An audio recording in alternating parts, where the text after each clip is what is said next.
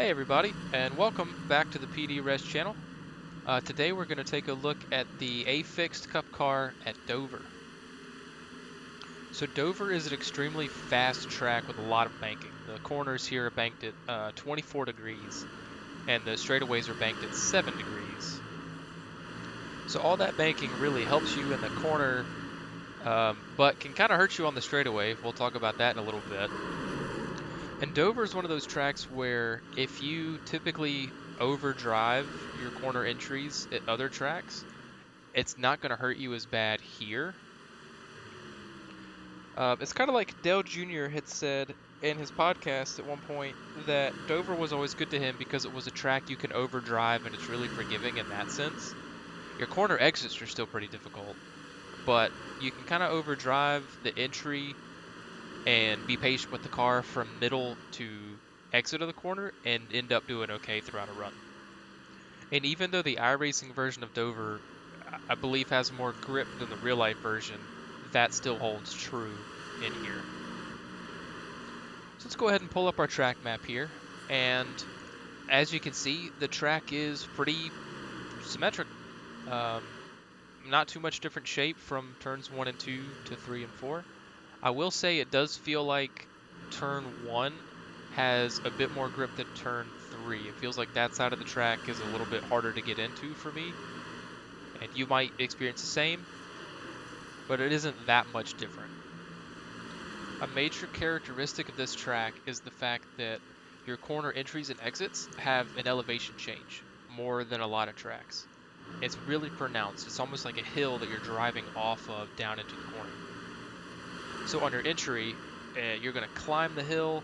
The car is going to feel kind of loose, and you might have to unwind the steering to get the car to work with you, and then it'll fall down the hill and plant down into the middle of the corner.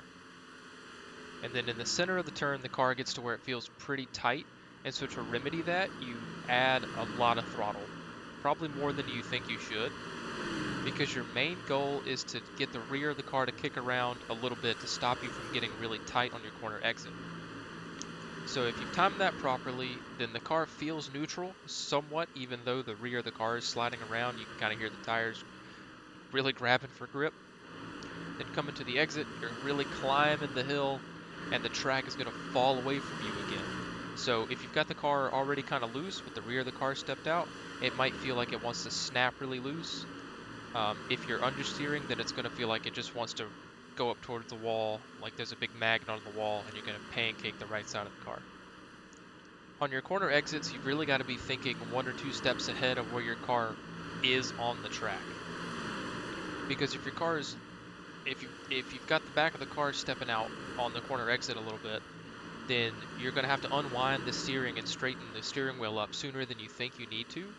So it's really important that you get a feel for what your car is doing, and you need to realize that you're either understeering towards the wall and you're going to have to probably let out of the throttle a little bit, or it's starting to oversteer and you need to unwind the steering wheel.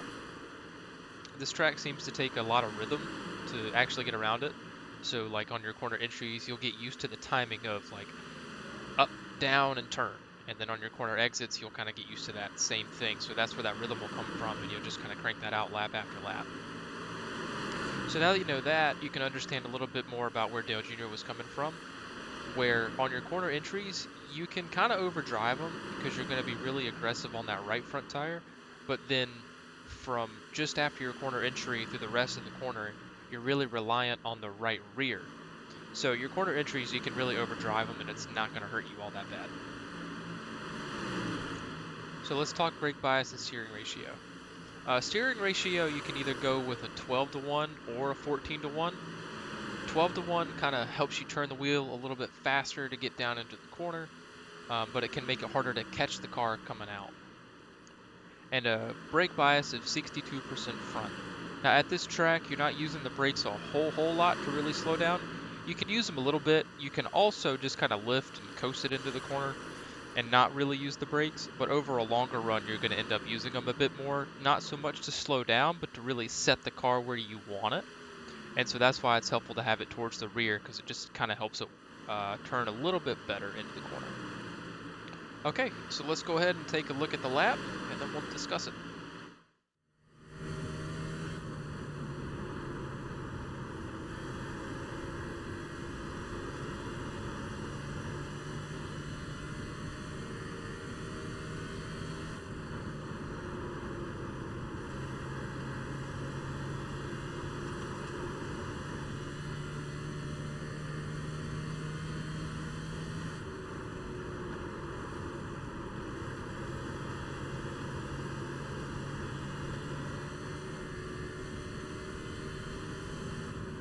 and across the line for a 21.941.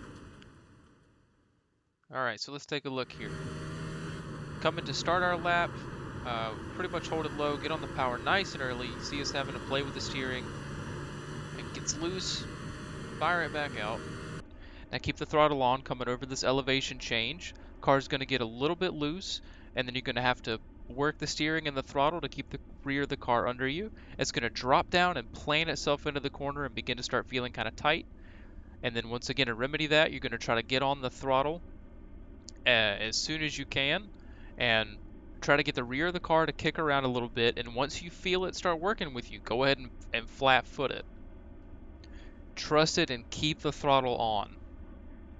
Gonna have to work the steering more, but if you let off the throttle too much here, you're gonna ride up into the wall.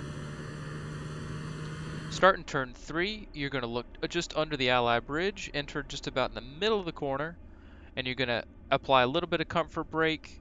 You're gonna do that same thing that you did to get down in turn 1. Gonna feel the car get loose and then tighten back up and plant down into the corner. Then you start feeding in the power so that you can get the rear of the car to start working with you. And once you flat foot it, you really want to lift as little as possible in this section of the corner, because if you let out of the throttle, it'll snap straight. And you can see here we've got the rear of the car working with us. That's why we're unwinding the steering a little bit.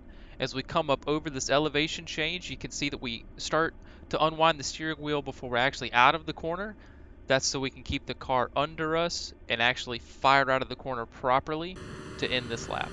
And a quick note on the throttle, a lot of drivers think that they're saving tires by not putting as much throttle coming out of the corner, but it really just makes you lean on that right front throughout the entire corner instead of just on entry. Gassing it up shares some of the load with the right rear.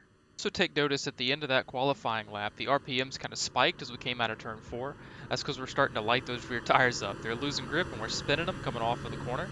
So over a long run, that's going to get more prominent. It's going to happen very easily.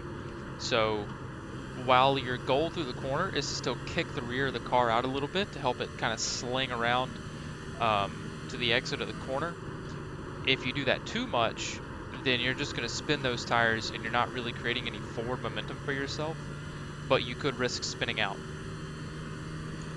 Over a longer run, you might end up not even putting the throttle wide open until you're just about out of the corner or pretty much on the straightaway. Moving on to the example that's on your screen now, I wanted to show one of the most common mistakes that I see here, and it's one that took me a while to figure out because it's so easy to want to do. As you dive down into the corner, it's so easy to want to keep turning the steering wheel, and you can see here that even though we've added more steering in, we're not really turning any better. All we're doing is we've gone over the grip limit of those front tires, and we turn more, so we're just scrubbing them harder and harder into the track and wearing them out faster and heating them up more, which in the long run is going to just mean less front end grip, and you're going to make your problem even worse. So it's very important to remain patient with the turning. So once you start your turn in, just be patient with it. Let the car and the tires and all do their job and do the main work of turning. You don't have to add in more steering. Doing this for too many laps could mean one of two things happen. One, you have so little front end grip that coming out of the corner, the car just goes straight up towards the wall and you smack it.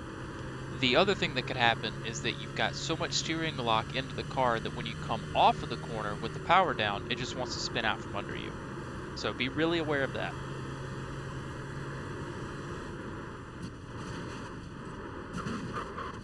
Because you could end up like this. So the very last thing I want to discuss is this results board. So this was the race that this footage came from that we've been using for the background. And as you can see, this is a pretty stacked field. You got some really fast drivers in here. The driver that we're going to use as an example is Malik Ray, who won the race, who's also a pro driver. His best lap time of the race was 22.015 seconds. My best lap time of the race was 22.214 seconds, which is near enough exactly 0.2 off. But the important number to look at is average lap time. Best lap time can set you up to start up front. Average lap time is what wins races. Malik's average lap time was 26.850 seconds. my average lap time was 26.908 seconds. So even though I could not put down a fast single lap as he could, I was able to manage my tires well enough and keep a good consistent pace that ended up evening out over the course of a longer run. And this is also the race where, as you saw at the beginning of the video, I got caught up behind an accident and had to slam on brakes and lost a bunch of time because it didn't bring out a caution since the car didn't spin around far enough. So my average lap time actually would have been a bit lower had that not happened.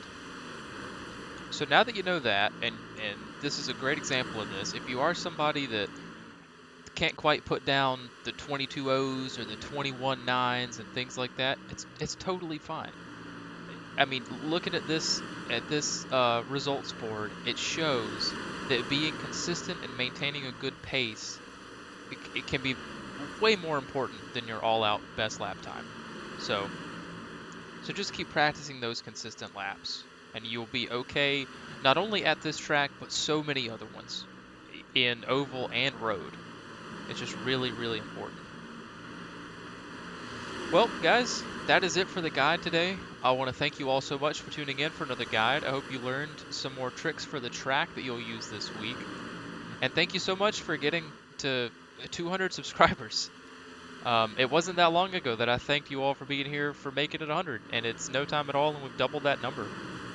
So this just wouldn't be possible without you guys being here to watch, and I really do appreciate it. So thank you, and I hope to see you all in the next video. Take care and have a good one, everybody.